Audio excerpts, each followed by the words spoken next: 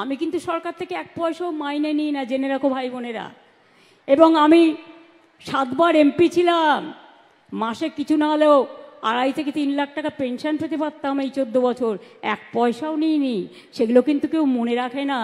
আর পশ্চিমবঙ্গ সরকারের chief secretary বসে আছে, তার সামনে বলছি, আমি কোনো সার্কিট হাউসে গেলেও সেখানেও টাকা দিয়ে থাকি।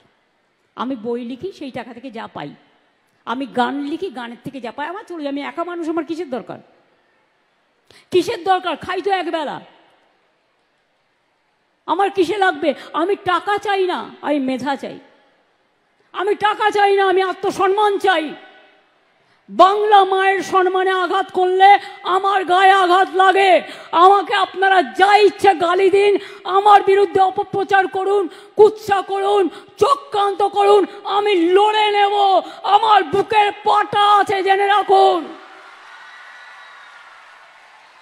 এটা আমার মাটির শক্তি, এটা আমার মায়ের শক্তি, এটা আমার বাংলার সংস্কৃতি, এটা আমার বাংলার মেধা, এটা আমার বাংলার সম্প্রীতি। কিন্তু মনে রাখবেন, আমাকে ভয় দেখিয়ে কিছু করা যাবে না। নতুন করে ভোট আসলেই এনআরসি করতে হবে, ভোটার লিস্টে নাম কাটতে হবে। আর ইলেকশন কমিশন, আপনাকে অনেক প্রণাম জানাই, অনেক সালাম জানাই। প্লিজ দয়া করে বিজেপির ললিপপ হবেন না, প্লিজ দয়া করে বিজেপির ললিপপ হবেন না, তাহলে কিন্তু দেশের মানুষ ক্ষমা করবে না।